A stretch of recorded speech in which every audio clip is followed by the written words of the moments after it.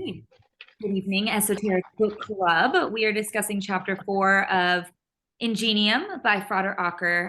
We're actually going to just discuss the first half of this chapter. It was kind of a hefty one. And I think it just, yeah, I know myself, I didn't get through the whole thing for this 2 weeks. So we're going to be discussing from 139 to 168 if you're following along.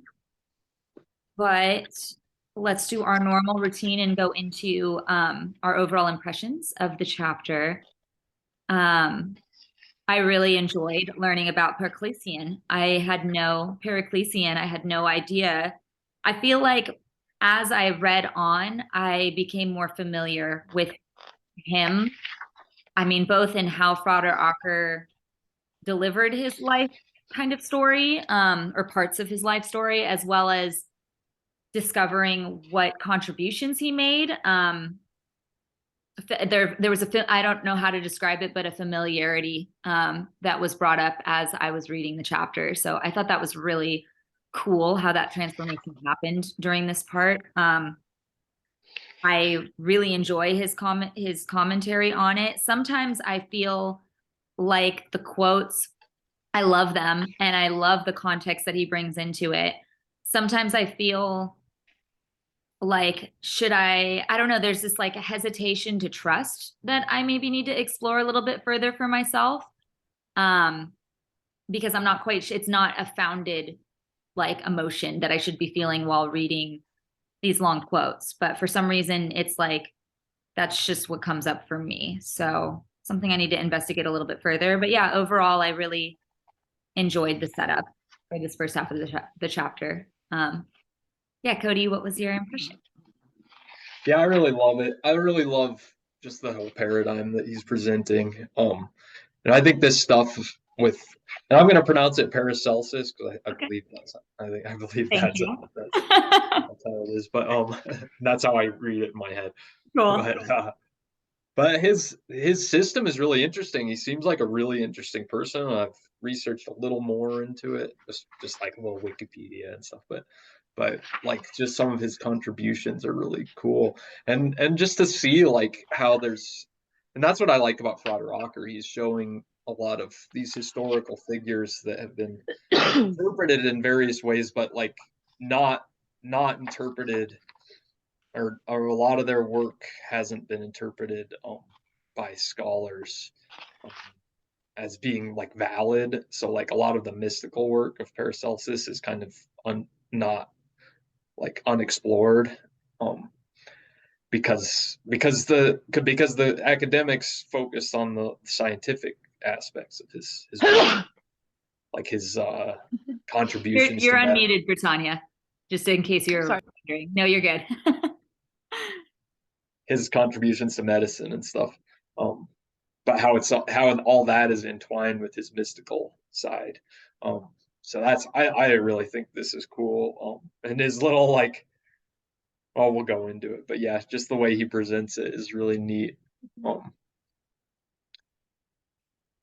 yeah, that's good.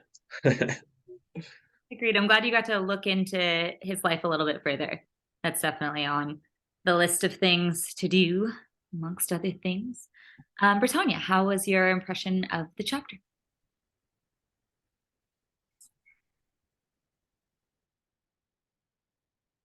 Sorry, I was having trouble unmuting myself. Oh my gosh. I really love the way he kind of builds on the person. Like he shows the spiritual and like spiritual path and like like growth path of Pericles, as so you get like a little context of like who he is. And then I really like how he organized the rest of the information and how he kind of builds out from like kind of like the individual to like their interaction, effect, and experience like on the world, and then the whole like animalistic spirit practice with like starting with like the human self, which is kind of like more basic than us if you're trying to be adept, and then having that like inner kind of introspection, and then like moving outward to like the ecosystem and the like surrounding environment. I really like the way it's built out. I think that's kind of the way he's kind of talking about like birth and like growth as like an organism or a mind or a spirit was like it totally slapped for me. I loved it. And then I think it just built into this inherent like wisdom that's accrued over that process. And it's like an individual perspective as well as like, just reading about Pericles and his. So I don't know, I really liked it because you kind of like feel and reflect about your own path while you're reading the chapter.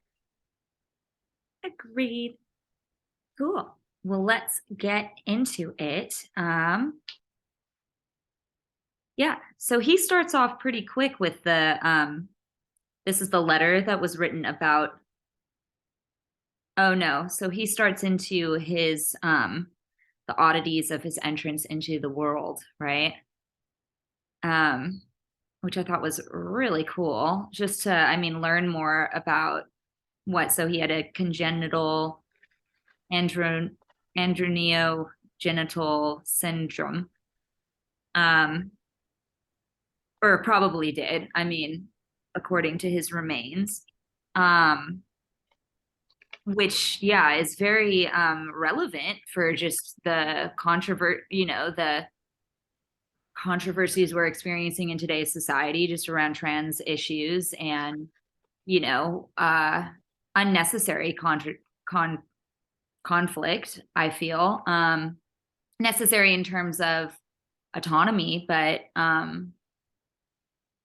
I feel like politicizing this matter in this way is harmful to just individuality, which I think this is a good, example of, I don't know, how even if, there's just such remarkable work that comes out of, Paracelsus's, life story, and how much of that is contingent upon the oddity of his entrance into the world, right? But the oddity of your entrance into the world do not stop there. Yeah, so I mean, I don't know, does anyone have a comment on that? I don't want to get too into like political issues, obviously, but I think it's more about circumstance, where it's like you're born into a circumstance and the circumstance is who you are. And then there's outside circumstances that affect that as well. So it's kind of like showing you like there's like a two or three fold already happening. Like the organization of the way we come into being.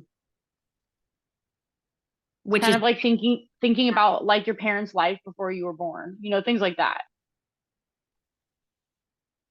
and which is evident in his life work, right? The inner and the outer and the environment and blending and being a part of that magic.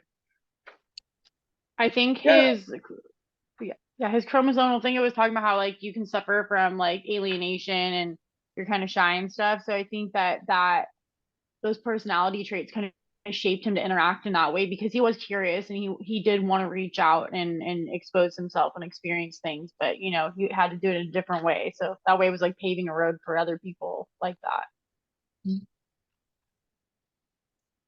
I find it just like I just love how so often these like genetic abnormalities or genetic differences and mental differences lead to people being like unique contributors to society. They're like often shamans and mystics, and so this guy was no exception to that. And he fortunately he had an upbringing that allowed him to shine. It sounds like, really, and so much of the time, especially probably back then, probably there were probably a lot of people who were not allowed to shine at all in that with the given circumstances. So he was kind of a lucky person in that regard, and his contribution is significant, like to our culture now. I mean, to like so much of what we are and have now. But what's interesting, and I guess I'll go into this, is it's kind of ironic that I feel like a lot of his contribution is like kind of mishandled. It's like it's actually quite opposite from what I think what a lot of his intent was.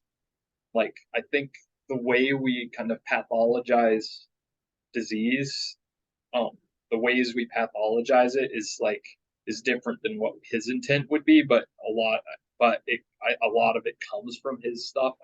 I believe, or like is very heavily influenced because he was like the history of medicine. He's like huge in the West.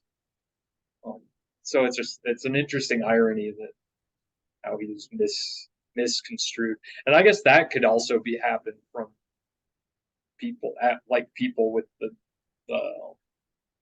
atypical genetic markers and such, that they're Well, it's often kind of they're often brilliant, but then they're misused, you know. Agreed. I think that because they're misunderstood as like because it's like a kind of a social commentary on like the otherness and like reference to that, where it's like he's closer to otherness because he's considered an oddity. And what is an oddity but something that isn't like everything else? And that's kind of like where the connection to otherness is. But I think that's also like that accepting of the microcosms within of otherness. Like there's a quote on 150 that I really loved. It was in like the middle of 150, and then it's like went on such a journey. Civil etiquette simply is not a factor of import. If anything, the petty man's guilt, everyday shame, anticipatory obedience, and enforced gentleness are the very ropes that require hewing away. You didn't judge yourself for the cleanliness of your coats or the direction you lay your bed. Your star was of a different kind. You judged yourself on whether you would risk everything over and over again when faced with political intrigue and the power games of academia established to stay true to yourself. You died a poor man, yet you have easily died like a monarch. And then you chose the path to go against the grain, not even for us as the beneficiaries of your written works, but because you held to the faith that this is what humans are here for. Yeah. I love that. I love that so much. Like the conviction and that I resonate with that super hard. And I think it sucks when you like feel lost and that like none of the stars are really like aligning in the world to like make it the way you want it. It's like that's just the illusion of it because there's so much like darkness and space in between the stars. You know, like our minds are so much bigger than our bodies. So even if we're standing right next to each other, we may be a million miles away. You know, that's how we miss each other. Yeah. Yeah. Yeah. Yeah. What did we think of the illustration? That was beautifully said, and I can't think of a better way to say that. So, the illustration on 146 to 147. What did you all feel about it? Yeah, I mean, because I was at a little bit of a loss here. I mean, I love the abstract, but It looks like it's like a mirror and a portal because there's like the eye on the left, and then like it's like this portal on the right, or like a doorway. I don't know. It looks like a bird on the ground too to me. Yeah, I mean, I see it as kind of an invitation into otherness in a sense, and I think a lot of the illustrations are that in this book. Mm-hmm. So it's like we've read about this guy. We've just read. I guess it's like it's right after this account from this other person who kind of didn't really get him, and then it's like, here you go, like here's something for you to dive into that, like, you know, like dive into the otherness, like dive in, like I don't know. Yeah. Well, even on the picture on the right, notice it's an oval, but like there's some skew outside the lines too, like purposefully outside the line, and it's only on that one part. I don't know. I really like that. Yeah. It's almost kind of like when you like are seeing out, like you're trying to push outward your peripheral, trying to see like as far as you can on either side, you know, like that feeling where it's like you can almost see it, but it's like a little fuzzy, but you're still trying to like push your vision and awareness like forward and outward. I see a mushroom in the middle of that too. Yeah. Yep. I Yeah. see the mushroom too. And like Yeah, but you know what? Star Ocean in the It background. almost looks like the asteroid underneath it with like the flames coming out to the right and like the mushrooms are like riding the asteroid. Nice. Yeah, I like that. Depths of the sea and the depths of the stars kind of vibe. Hmm. Like looking into that. Yeah. Okay, cool. Well, my imagination's working. I know what a grim impression his assistant had, right?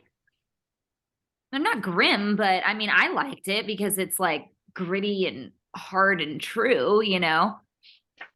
And I think the things that change you the most often make you the most uncomfortable. So I'm sure this person was significantly changed after the stay with what Parclesian or Parclesis or Paracelsus.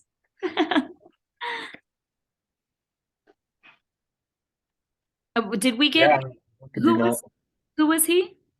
The person who wrote this? It was his assistant, right?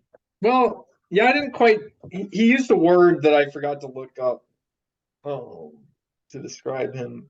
What's the word? Which I didn't. I wasn't familiar with the word. It's not Oh, familius. familiar. Yeah, what's a familius? I don't know. I know he and I It's remember. almost like friend family. Or at least where I've heard it, the tech context it's like a familiar, but it's like a friend family kind of thing. It's like my familia. Like I don't know. Hmm. But yeah, I'm not sure if the context was the same like way back then. Yeah, or what like what Frater Acker's kind of German was translating it from. I don't know. She was like, you know how you're like really close with neighbors and stuff like that back in the day? Like the village was like the tribe Right. version. I don't know, it's kind of like that, where it's like extended family that isn't like related but is related, like in the like we do everything for each other type of sense. But the person seems like they were hired to stay with him. I mean, not hired Or maybe, just a roommate or just like kind of a thing. roommate, but he was also Yeah. transcribing what um Paracelsus was saying to him, right? When he was like, because he'd be like kind of drunk and just say a bunch of like magic, and then this guy would write it down. Oh, I didn't catch that. That Okay, was cool. okay. Maybe I I no, was wondering if they were boyfriends, but I think that was just me being like modern. Yeah. It seems like he it seems like Paracelsus might have been asexual yeah, from what Oh it yeah, sounds yeah. like pretty thoroughly. very thoroughly from what it's yeah.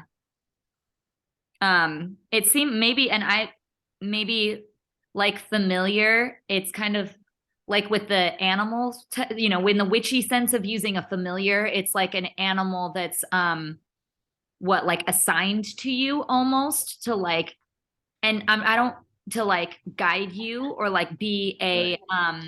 Like a your little spirit companion. guide. Yeah, like a physical form of a spirit guide, right? Um, in animal form. It feels like that with this a little bit. Like it kind of seems like this guy, the assistant, had kind of no choice, but like you will be put with this person to like learn some shit, like and like be a part of each other's journey, but like you don't have to like each other all the way. Kind of Right. like It might be some kind of formal relationship set up in that mm, societal context. I'll look it up. I think we should look it up to figure out exactly what it is. So I true. think it is a very specific thing, but Cool. Yeah, I liked it nonetheless. Yeah, isn't this ironic when genius is observed by common people in their retelling, it often takes the form of a monstrosity. yeah. Well, you also see deeper, like you see things other people don't see because you see differently. So you see things that people don't have a threshold for or can't handle or just don't see or like are too afraid to or for some reason don't aren't open to it. So of course you're gonna have that reaction. So and it kind of fell in line with all that for me. I was like, okay, I feel like I know who this guy is. Yeah. They probably wouldn't have been the most gentle of person though. Like, yeah, that's kind of the whole thing. Like I am after reading that sentence and after reflecting in my own life, I'm like, who is like viewed as a monstrosity in today's society that like actually is contributing a genius kind of effect onto the world, you know? I mean, it's hard because we're, you know, our media kind of paints pictures that you can't tell if it's, you know, monstrosity from truth or monstrosity from not. But I was more thinking just in my day to day, you know,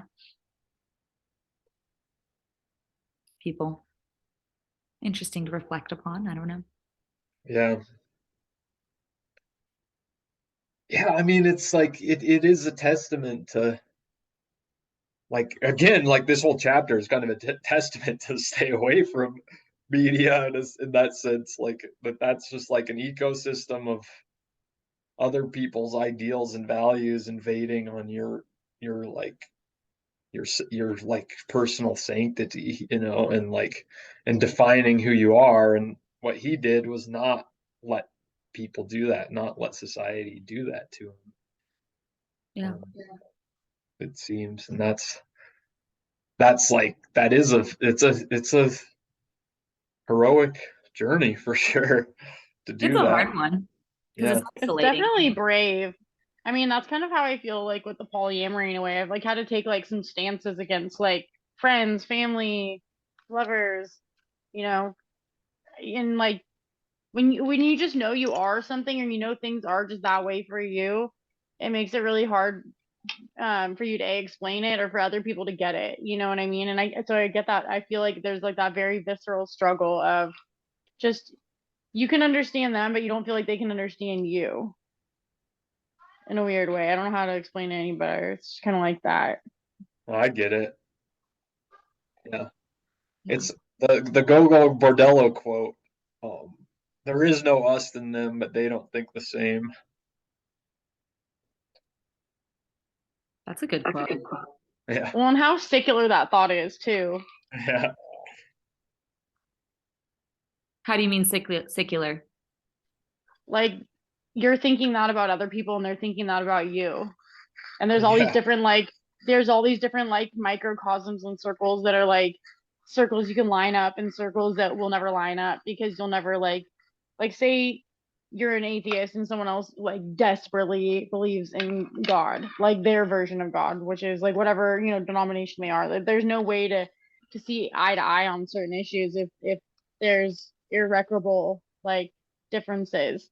You know what I mean? Like if your heaven is a different thing than my heaven, like, and you can't understand that that's okay or that that is, or that there's room in heaven for all that, like in a bag of chips, you know, that there's a limiting amount of experience that you can have connecting with that person or thing. Like, No. that's why it's like it's interesting going to churches because I love visiting architecture and churches and stuff, but I don't really feel like a connection to the religion. So I know how much more this place means to other people that go to like the Vatican. But for me, I was like, wow, this is a beautiful piece of art. This is a very spiritual place. It's like echoing with power. And I was trying to, because you know, it's like an odd type of power too. There's like this pure power, and then there's this like tainted power vibe with it. And you're trying to like separate the two because you're like, I really do appreciate the beauty of this place, but like, you know, what parts that it stands for that I agree with and what parts that it doesn't. And it's kind of like how you interact with people and stuff a lot too. Like how much of this Yeah. resonates with me and on what levels. Well, I think it's that this makes me think of how, like, you know, someone with a Catholic upbringing visiting the Vatican has like a whole has a whole set of ritual and language and I guess like their whole set and setting is set up to be able to contact the spirit of that place differently than you and I. And I think that's really cool that we're all like kind of set up to contact spirits differently too. In the sense of this chapter, as like our own ecosystems of spirits are different. And that's a beautiful thing. Yeah, like we each are like a garden with different conditions in which different plants grow. Yeah. I mean, yeah, that leads well into the next part of the chapter, which was animistic spirit practice. Yeah, because I think the ecosystem of spirits, right? Yeah. Yeah. Well, that's the next. I think that's the next. So the next one. No. Yeah. Or he ends it. Interesting. Then, oh yeah, human constitution. There's a bunch. Oh yeah, and oh no, that is like the foundation of animistic spirit. Right? And then there's sub chapters are human constitution, interest, and then ecosystem spirit. Okay. Yeah, and then we're stopping after that. So yeah, I mean, human constitution wise. Yeah, human constitution. Yeah, this whole thing about like we're made up of these different parts that are influenced by all these parts are all have their own influences by different parts and they have influences by different parts and it's like it's a really mind-bending thing to like really think about and really like contemplate um how it could go on kind of forever, you know. It's like this continuum from divinity down or through and around. Um, and I really resonate with that worldview, and more so. Mm. I just think it really makes a lot of sense, but it's a difficult one to take on, I think, because there isn't a coherent integral identity to identify with and like live your life by. Well, it's It's built like upon the fact that it's not, that yeah, there's specifically not. specifically not. Hmm. And and I think that yeah, I mean that's like a shaman's view. I mean that's like this. I think the role to like understand that as truth is actually like pretty perennial and goes back in every culture in some sense. It seems like it from my studies that there's always that role, and I think in some cultures that role is kind of shared by everybody to some level, and then there's like the more advanced people who are the real magicians and shamans, but where the world is an ecosystem because it kind of clearly is, Mhm. you know, to me.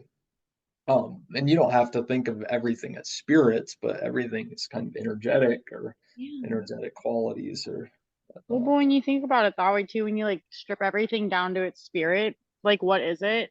Like what makes it a human spirit, or what makes it human at that point? Or is it just a spirit? You know what I mean? Does the physical body make it the human, or is it the soul part of it? You know, and I think that it dives into like what it is like to be human in that sense of like what makes you you as your individual, your will and your intention, and that's more intangible, but it's tangible in the outward effect that it has on like your direction and what you orient, like how you would describe yourself or how you would resonate with other things and be drawn or repelled by them. yeah.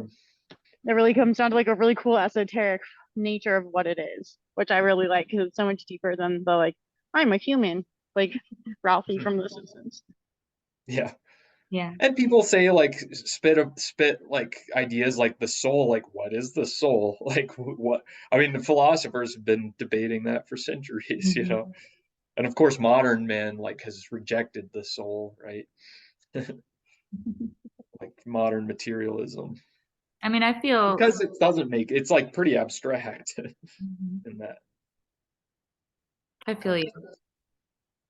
It strengthened, I mean, this part of the chapter strengthened my own thought of that, push and pull and having because I mean, I envision or just how I've seen it in the past, it's been like strings that are, like that emit chords that are kind of that resonate through that. So I mean, each, we're all being pushed and pulled and swayed and, have attraction and repulsion to certain things. And it's like plucking that string um to have that resonate through your life. Like that's really I mean, at least how I view like spirit interaction. And I mean, yeah, what is it attached to? You can call that something a soul, but it would be like the void that's within all of us, I mean, and I attribute that to heart center, where that kind of electricity rains out, and that can be from, that's where your point of inner and outer meets you.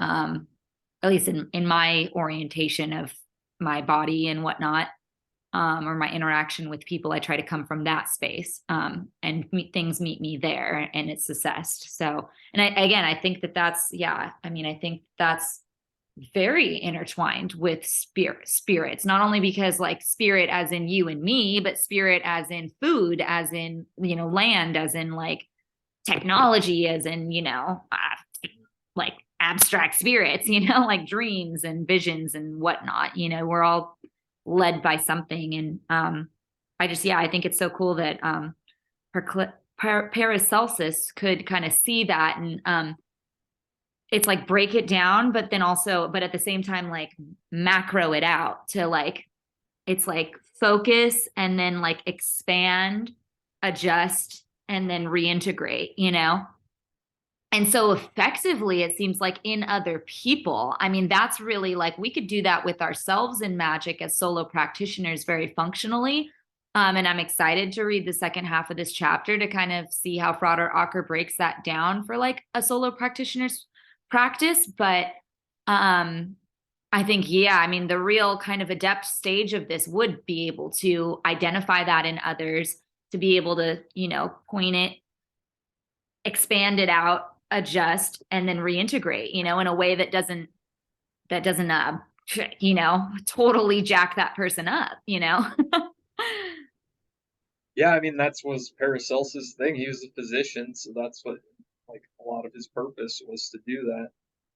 And apparently he was quite effective. But in so doing, like devising this theory, he kind of, well, to me, he's like in a sense resurrecting older knowledge in a more almost modern European context. I guess it's just like beginning of the Enlightenment, so like, yeah, almost modern. But in that, like, he's like the father of germ theory, basically, like of toxicology, like thinking of things as like externally coming in, and those external having very specific qualities that can be countered by other specific qualities, that kind of thing. And that was like, I think that kind of thinking was kind of like had been shut down for a long time. And I mean, he mentions Galen and Avicenna a couple times in this chapter in quotes. Paracelsus quotes themselves, and they were kind of the gold standard, and they were physician philosophers. Both of them. Galen was Roman, I believe, and Avicenna was later Muslim philosopher. Avicenna is known as like known as like the greatest Islamic philosopher of all time, basically. I think he's like the Aristotle from the Islamic world. I think Frater Acker just wrote a blog post about it too. So, oh really? About him, probably, yeah. Check out his social media. It was like brilliant. I read it at 3 in the morning, and I was like, "This is brilliant," and then went back to sleep. But it's really cool. Avicenna is cool, but they kind of like they defined a lot of what medicine was, like kind of scientific process. They were both like I think they were both kind of following Aristotle pretty closely and just refining. So it's pretty like rationalism, like kind of hardcore rationalism, but there wasn't like the same kind of like diving into the nature of all things, that like Paracelsus really got into. And that reflects in science today, like really diving into every piece of nature. And I think he really was like really started that. And I think like in the older times, like people would just be in it, it didn't have to kind of be resurrected. That's what I kind of was saying. He's like resurrecting it, but in a way that's like works, I guess, for the modern person. But then that's that's where I feel like he was probably misinterpreted, and later kind of, because then it became all just materialist, right? Everything is just like parts that if we figure out the parts, it became like the clockwork universe. If we figure out the parts of the clock, we can dominate and control nature. And I think Paracelsus had a much more like, we can like dive into it with our inner senses, and this I'll get into it later in the chapter too, but we dive into the light of nature with our inner senses to intuit, to like bring forth their inner meanings, and then we can like, and then we work, and the mage works from that place, like that place of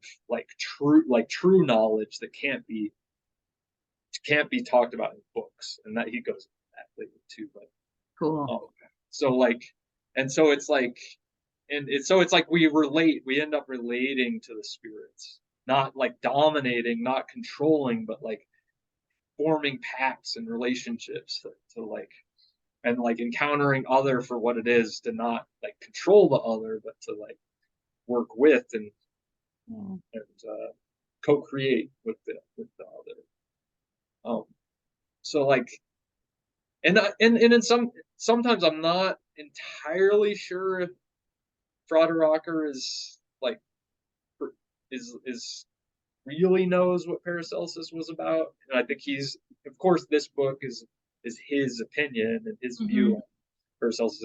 It's his reading of the Paracelsian spirit, even, and that's cool. You know, that's what has passed down, and that's what actually really matters in the book. But what was real, who knows? But that's, and I think that's another like later, and again, this gets back to other later followers of Paracelsus took their own readings, and that's how it became what it became, as I described.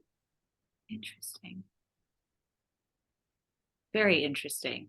It seems like Frater-Acker's trying to dive more into understanding physicians during this time period, at least from the blog post, and applying that to modern magic in maybe a way that, like, yeah, would be very his lens of that, and how to practice magic from how they or understanding what principles to practice magic for other people on, like doctors kind of practiced physician things with other people back then, which was more magical than it is today. But it's interesting to like relate the two. I mean, yeah, read the blog, you'll like that blog post. But yeah, I mean, yeah, and maybe let's like save that thought, Cody, and like I'm excited to dive into that probably with the rest of the chapter. Like we'll probably be able to, because I mean, you have a unique perspective just coming from a medical kind of background too. Like I'm sure you relate to a lot of Paracelsus's work more than I can, because I'm not really in that field. Yeah, I mean, it reminds me of Chinese medicine, like a lot. I think that especially the older style of Chinese medicine that actually like that actually acknowledged things like spirits, like different spirits of things and stuff. Which later they kind of did, like Mao kind of did away with that stuff. But yeah, I mean, this, and that's what, like, and it will bring this back to where we are in the chapter, but that is kind of the idea that every organ, he talks about, every organ has its own spiritual influence. And in Chinese medicine, that's very, very much so. The organs have the five major, or like 12 organs, 12 organ systems, but 5 yin organs in particular have their spirit associated with them, and they have all kinds of associations with that. But in some ways, Chinese medicine is like more elegant, and I think it was. And again, this gets back to like what he's resurrecting older knowledge in a sense, and that had kind of been broken by like Inquisition and like restrictive Catholicism, like rejecting the world as demonic and upholding just the angelic and that kind of stuff. But in Chinese medicine, that the tradition wasn't really broken. Okay. Until kind of Mao, really. I guess it was broken, and it's always going to be broken in different ways. But it's a more continuous medical tradition that's really old, more continuously old medical tradition that acknowledges like everything has. I mean, it's all comes from like yin yang, like the interplay of opposites of polarity, and then the generation of different energetic forms from that.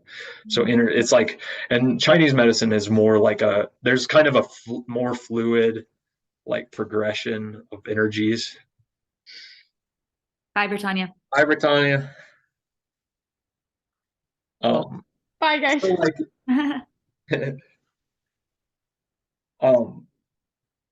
so yeah, some of this feels a little bit like, I mean, I like the perspective, and I think this perspective is cool too, but it's like, it's not quite as fluid as what I've kind of come to know with Chinese medicine, as far as like, because like elements, the 5 elements in Chinese medicine aren't really 5 elements, they're 5 phases, 5 phases of energy. The ecosystem's more intact. Yeah. Yeah. And but still, like, you with spirit contact, I feel like you kind of like you can tune yourself to like energetic frequencies, right? I think that's like I think that's a good metaphor. Yeah. And I think that's what he's talking about a lot too. But he's coming from his own language, where there is like everything kind of has substance, and like the Neoplatonic system, where like everything kind of has its essence, and passed down from the like that's like emanating from the one divinity. um so everything has kind of its original form, and then it's like what it comes. So you can kind of tune into whatever aspect of that you choose to bring into your field.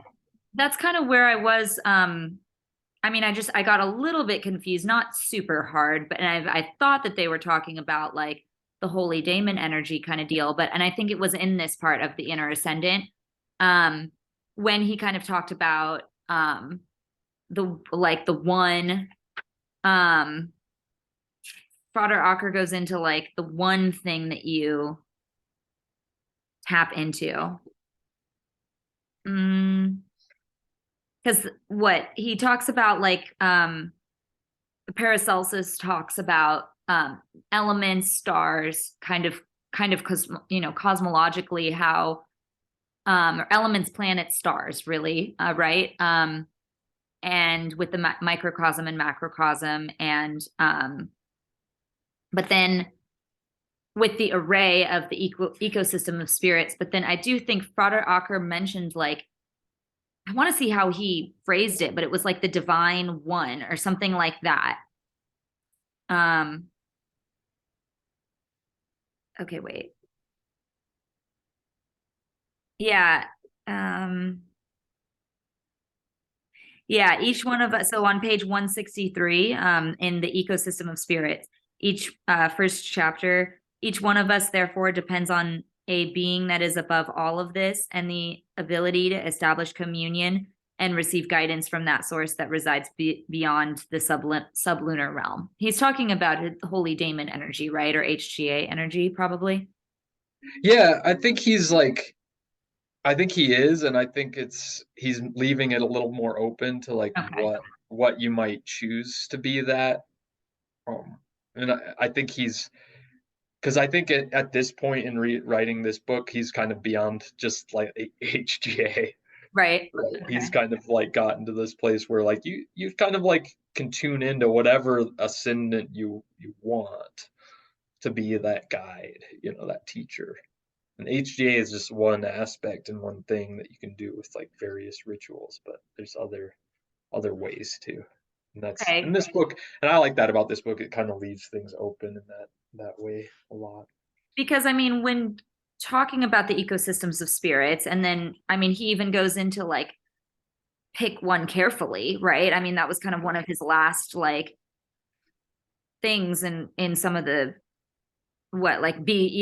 pick which spirit you're contacting carefully, which I mean, I really like that, and for especially new practitioners, but even reflecting on, what emblems I have in my magic room. And, like the spirits that I was called to early on by intuition, like, is it something that like is going to serve my whole magical path? And like, I mean, I'm not really, I mean, I don't plan on changing any of that just because I think that's foundational, at least from, but if I need to, I will type of thing, like as the time comes. But I don't take on like a lot of spirits in certain ways that other people might, you know what I mean? But it just has a good consideration with like, I read this more as treating everything kind of like that daemon energy, and being, even though it's maybe there are different gradients of how strong how strong that frequency is going to come in for you.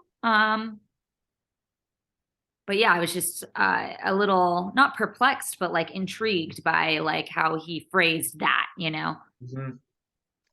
Yeah, yeah, I was too. He gets into it more later in the chapter, so I don't want to give too much away. But like, he does get into like choosing what energies you want to, what spirits you want to be your guides and stuff. Like, so like specifically, like, yeah, what's good, but also like learning first to like be able to tune into what spirits are around you so that you can assess Okay. what ones are good for you and what's not so good, Yeah. I think How do you that's how do you feel about all this practice? Like, is this something you want to, yeah, do? I don't know, just in how you practice or oh, absolutely. I mean, it's already like resonating, and again, it's like I'm doing the Holy Heretics book, and it totally resonates. Totally, it's like parallel? right at the actually very moment I'm doing a part where like I'm living a week wayless and wireless as much as I can. There's like, What is but wayless like and no. wireless? So yeah, it's like um kind of not Oh, having way and yeah, not oh, really having agenda. Um and I'm abstaining from TV um and media and even like podcasts and most technology. I'm doing this, and I'm like tuning into basketball a little bit. So I'm cheating a little bit. but but it's been really good because it's like opening up space where I would normally jump into habits that I have, like, oh, just look at Facebook. I just don't do that. Like, sit with that desire to do that and then let it pass, and then just like open up my heart to divinity, that heart space, kind of like you're talking about. Just like open up my heart and then just like sit with that and then see what happens. Just letting it happen. so And cool. yeah, and I think that, and what this feels like to me is foundation so far to like to just be able to quiet yourself and open up to, Tap in, yeah. yeah, and then like notice where what those desires feel like, to actually give it space, because when you actually like you feel the desire to do something and you can just do it and you just go do it, you don't have give space to actually like feel into the what it feels like to desire, right? Mm, um totally. or if you just let yourself, if it's something you can't do but you let yourself just like get caught up in the imagination of doing it, you're still not like feeling of just like what does it feel like just to have the desire. You like step back. So it's like, and like and so it just gives space to like sit in the abyss a little bit Cool. without just distracting yourself away from it, which seems like maybe basic, like should be basic magical practice, but that's always been something That's hard for not me. but it's not taught but though. what's that? It's not taught in that way, and I think that's cool. Like, It isn't, is it? no. I mean, Yeah. except for I guess Holy Heretics and probably a bit of the what the Josephine McCartney and his work is probably Hmm. Aquaria or Yeah, and I think Jason Louv like kind of is getting at the same thing, but it's like focus on one thing yeah. is like your way to like do that. Just like disciplinedly like focus on one thing instead of just like and that like will hone your ability to calm your mind. That's results. it's kind of a different, yeah. Like that is a results-based practice that has, measurements. Right. These Focus your measurements will. are interactions and ecosystem stuff, which I think is a little bit, different. Yeah. Yeah, you're right. It's quite a different path, actually. I think what Frater Ocker is doing. And I resonate with it a lot more, actually, because like Yeah, same. focusing the will. And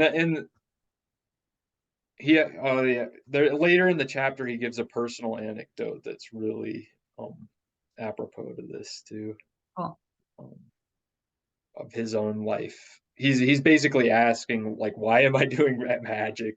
He got to a point with Imbolc, like, why am I doing all this? Like, if I'm gonna contact this like powerful spirit, what am I actually what do I actually, if I'm asking for like a personal favor, that seems like petty, Yeah.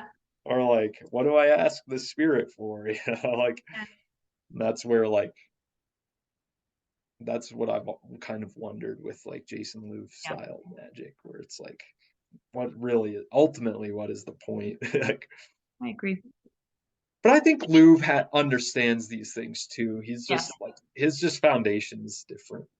I mean, I think it's a good gateway for people, and I think that's like, I think he understands the importance of that too. Like it is reaching a lot of people that is kind of the first step that they need to take. Is like, I need to take more ownership of my life and like get a little bit more control of like the things that have gone astray. I mean, at least that's like how I felt going into it, is like, okay, this is going to give, like, I'm going to be able to change myself, in a great way.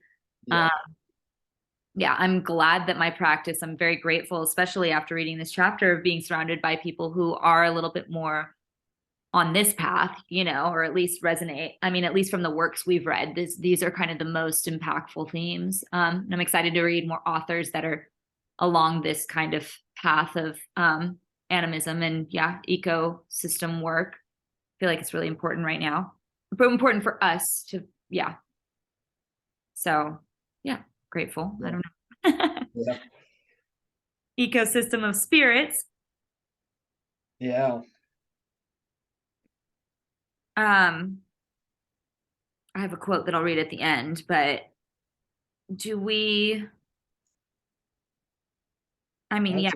Questions, but I think they more apply to the later part of the chapter. You do? Okay. I mean, what? So he goes into like, let's open the vista towards a few essential questions for your own practice explorations.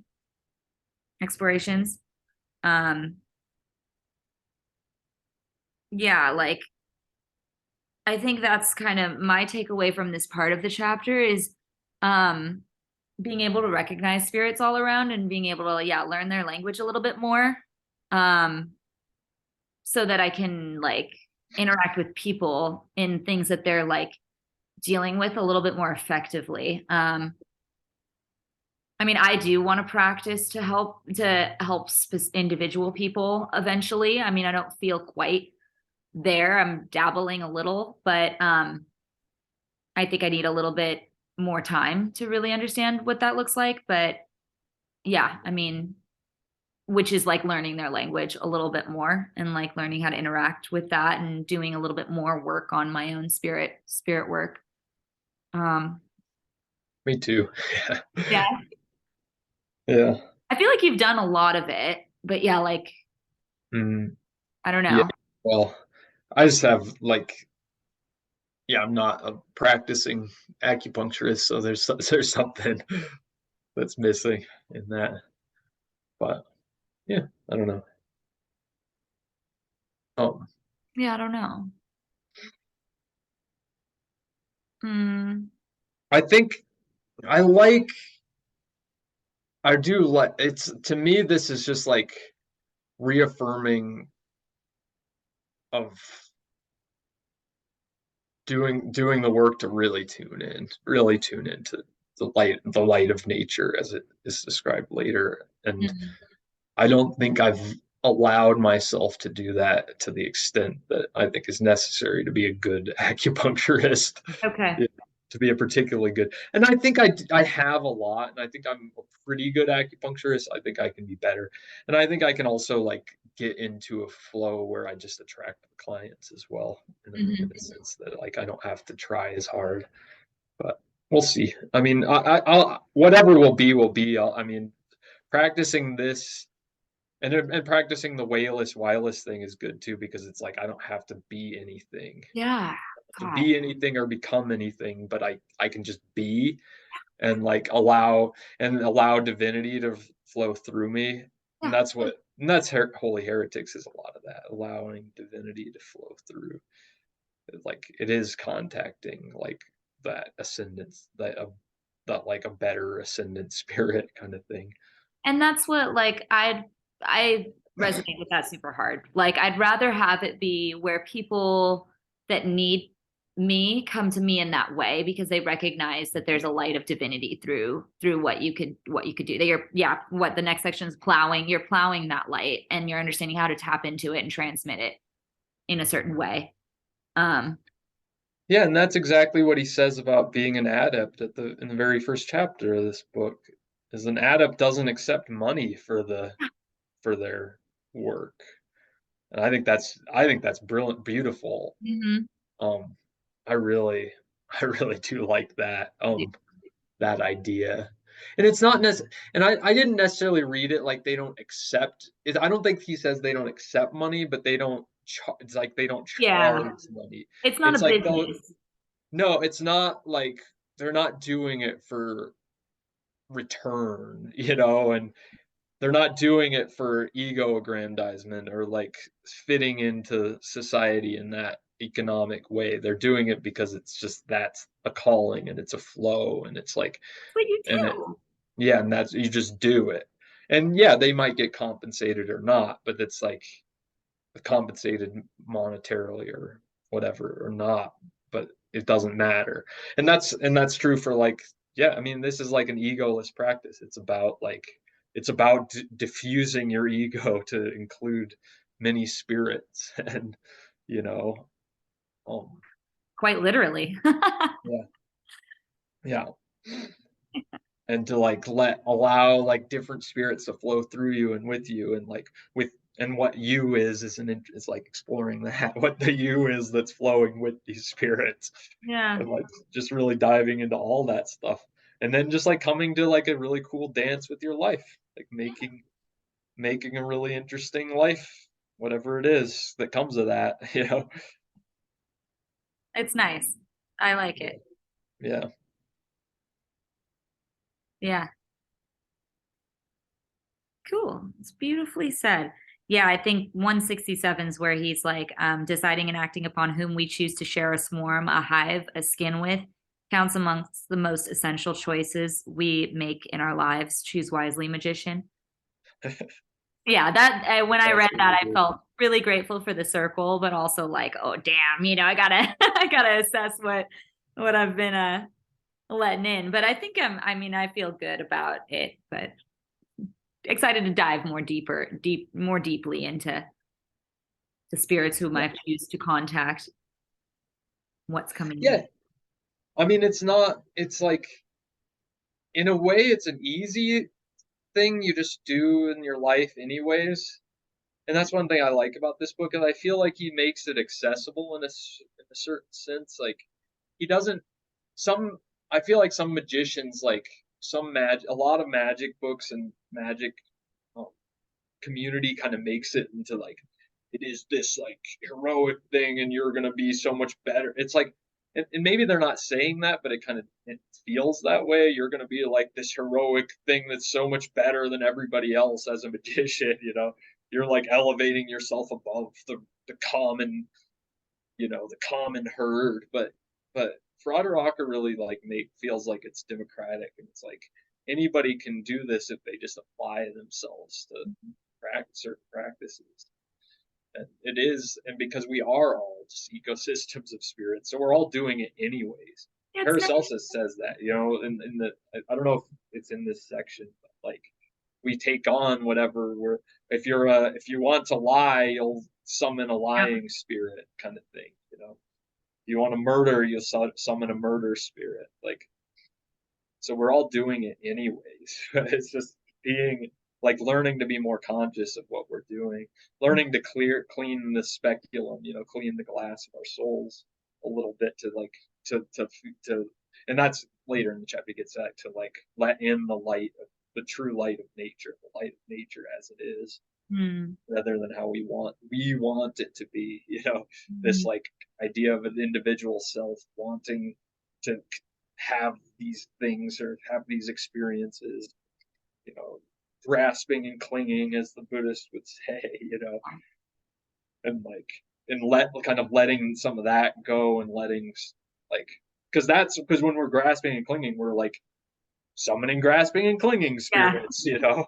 It's like, but that doesn't feel good, you know. That's like that can be really, you know, and that in Buddhist sense, that's causes suffering. That's on a very fundamental level. Yeah. Good. That provided insight. I mean, I've been feeling remorse, or not remorseful, but I've been very distracted by certain like things that I'm doing in my life, like, you know, building the cargo trailer. It's been it's really cool.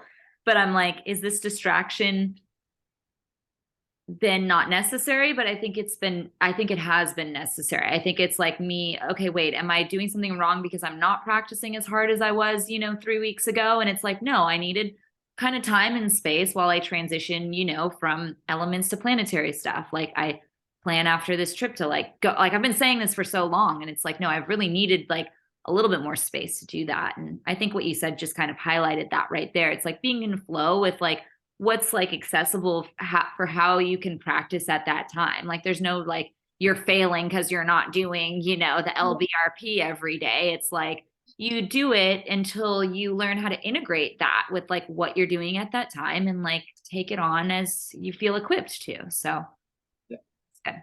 Yeah, and like, what spirits are you bringing into this trailer?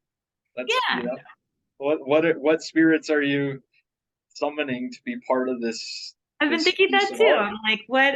Yeah, just like, wow, because I've been so motivated, and it's like really honing the craft, and it's because, you know, the whole family is kind of in on it on some level or the other. So there's, you know, so many hands like in it, and it just feels like a communal, like cool thing that everybody's doing, that people were, I mean, I guess it's just for me, but I mean, I'm paying people kind of, but people are volunteering stuff too. So yeah, there's definitely like a good energy around it. And I don't know. And then I made like black salt to like prevent things from coming in. And I plan on doing like sigils in there, and like really cool, or just like fun things that my artist friends want to do. So yeah, I'll be just like try to keep the space really inspiring or whatnot. Yeah. Inspired. That sounds like practice to me, you know. Cool. Thanks, Cody. It's just not like, yeah, it's just not this like as like the same structured discipline practice that you're used to being as practice. Okay, cool. But that's improvisation. You're like, you know, Chaos bringing magic. you're bringing it out of the laboratory and into the real world, Haley. Okay, I'll take it. Thanks. Well, cool. We're starting to get on some tangents. So do we have any final thoughts before I conclude with a quote? Do you have a quote? I went through it as we went. What's the last page that we 167. Okay, I have one from 165. Go for it. Mine's not on 165. What's that? Okay, Mine's good. not. Mine's on 164. So this quote. So while there's no solid ground for man to retreat to in order to pin down their personal identity, character, or essence, Paracelsus offers a different kind of security. It is not to be found in any axiomatic insight over who we are, but in the presence of the community of spirits with whom we are together with. yeah. Yeah, that's an important distinction. Yeah. And that's a distinction that I think is distinct from like Jason Loeb, is like Jason Live is like figure out who you are, like this heroic. In some sense, I think a lot of kind of maybe earlier work with him, but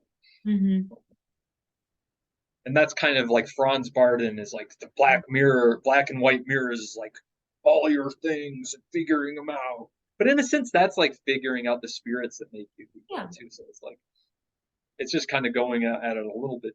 It's a different way. Yeah. Oh. Yeah. Interesting. I like it. But I like the community, the community of spirits. Like that feels just nice, It's not like it's not me, it's not who I am, it's who we are. Yeah. I mean, I think it also holds true. It's a little bit more timeless, I think, too. I think the age of like isolation or like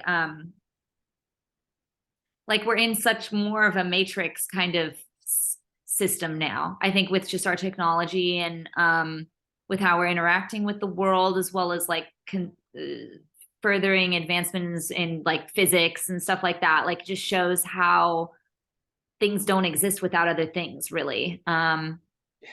So like, yeah, you can dissect things. It's important to dissect yourself down to the single point, but if you stay there, you're not really like experiencing what it means to be alive, maybe. I don't know. I mean, I haven't, that's a very basic way to say it, but I feel like the stuff that I've been learning lately points more to the ecosystem kind of model of togetherness or otherness, with you in the, I don't know. Yeah. Well, yeah, I think it reduces you to a point of it's like, and there's a lot of global spiritual practice, a lot out of India that is like reducing yourself to your like core self, which actually ultimately is God, which is like the whole divinity, which includes everything, right? That's the one consciousness that is like projecting in some way reality. So it kind of gets to that place anyways, but yeah. the Brahmin. Nice. 164. Instead, and on a much more ambitious scale, to summarize, the Paracelsus ascendant does not only portray humankind as a spirit interfacing species instead, and on a much more ambitious scale, it recognizes each living cell, each minuscule aspect of the vast hive of creation as infused with spirit consciousness. I like that. Yeah. I think that ties in what we were just saying too. It's like everything has spirit consciousness that contributes to the bigger picture. Like it is both the minuscule and the maxuscule or whatever, like the big and the small. Yeah. I had kind of a vision when I was doing a ritual, where like I felt like everything had like everything in every individual thing had this fountain of divinity. So there's like this everything, but then everything shares the one fountain. It's like this really interesting thing from like kind of a heart space. It's kind of hard to, it's like one of those like ineffable visions, but like the fountain of divinity is like just pouring out of every individual thing, but it's one. It's like so everything has a fountain, but it's just one fountain that everything has. Yeah. Yeah. Yeah. What are those fractals? Yeah. Heart level fractal. Like it's a beautiful like lotus kind of fractal. Yeah. Yeah, I mean, of course, like, is it true? It's like, who knows? But it's a nice thing to work with. That I mean, that that's good imagery in like tangent to this type of work. Like I would say the author would agree with you. And there's a lot to dive into there in terms of magical symbolisms with fountains and, water and stuff. rivers of life and whatnot. Yeah, totally. Cool. So yeah, we'll do the second part of the chapter next time. So page 168 to 204. Cool. Much more digestible. Thank you for, editing down. I'm going to stop the recording. 2 weeks.